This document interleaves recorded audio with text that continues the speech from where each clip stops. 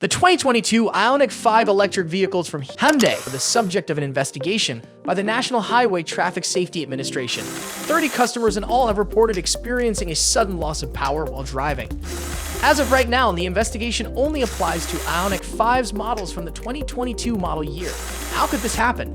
Welcome to Evolutionary. We are going to provide you with the information you need to know about this case. Hyundai Ioniq 5. The 2016 Hyundai Ioniq was advertised as the industry's first vehicle to be offered in hybrid, plug-in hybrid, and all-electric versions. The Ioniq 5 is a battery-powered small crossover SUV that was initially manufactured in 2021. According to CNBC, Hyundai Motor Group, whose brands include Hyundai, Kia, and Genesis, sold 510,000 electric vehicles in 2018, a 41% increase over the previous year. According to the International Energy Agency, the increase is a reflection of the general trend of increased demand for electric vehicles. In 2022, more than 10 million electric vehicles were sold worldwide, according to the agency's Global Electric Vehicle Outlook, which also forecasts a 35% increase this year. At its Investor Day on June 20 in Seoul, Hyundai reaffirmed its dedication to a switch to electric vehicles as part of a plan it named Hyundai Motorway. Nearly a third of the $85.41 billion in investments the corporation has planned for the upcoming 10 years will go toward electrification. By the end of the decade, the company wants to sell 2 million electric vehicles, up approximately 7% from its current sales levels. An increase in sales in Europe and the US, where the company is now being investigated for problems with its Ioniq 5 model, are essential to achieving that goal. Ioniq 5's sudden power loss.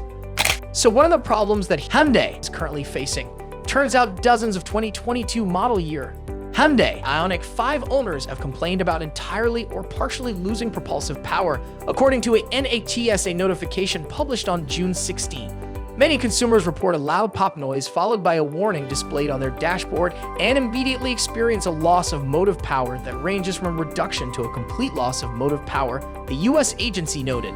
One complaint to the safety department said that the car completely stopped responding. The driver was reportedly traveling at 75 miles per hour when the issue started, and he was forced to pull over on the side of the road with an 18-wheeler behind him and to one side. In addition, the complaint claimed that the car stopped accelerating. Such criticisms have been widely shared on social media sites including Twitter, Facebook, Reddit, and others during the past few months. According to the Office of Defects Investigation document, the Highway Authority launched an investigation on June 8 to look into the size and severity of the issue. Fortunately, no accidents, fires, injuries, or fatalities have been linked to the glitches to date. What caused it? According to NHTSA, Hyundai has said the failure is related to the integrated charging control unit, which is responsible for powering both the main vehicle battery and the low-voltage 12-volt accessory battery. Hyundai preliminary assessment leads it to believe that the problem stems from an overcurrent within the ICCU that can damage transistors in the 12-volt battery system, hampering its ability to recharge. The NHTSA has received 30 complaints alleging the loss of motive power in 2022. All of those are Hyundai Ioniq 5 vehicles. While there are thought to be 39,559 in 2022 Ioniq 5 cars on the road, according to responses on a Reddit site, many customers would have to wait months for an ICCU replacement. Hyundai previous recalls. Apparently, this is not the first time Hyundai has faced an issue. Previously, there was a problem that resulted in Hyundai Ioniq 5 having to necessitate a recall. Over 9,500 Hyundai Ioniq 5s were recalled in February due to incorrect weight information on the type plate. A third of the impacted vehicles had German registration plates. In addition, Hyundai called certain 2022 Ioniq 5 vehicles in May due to a software flaw in the shifter control unit, which increased the danger of an accident or injury by allowing the parking brake on these models to disengage and allow the vehicle to roll away. More than 10,000 Ioniq 5 vehicles are impacted. Their response? Hyundai stated in a statement, "We respect our cooperation relationship with NHTSA and have engaged in frequent, open, and transparent communication with the agency on this matter. Starting the next month, July, the business intends to launch a servicing campaign that provides a software update and, if required, replaces any impacted parts like ICCU.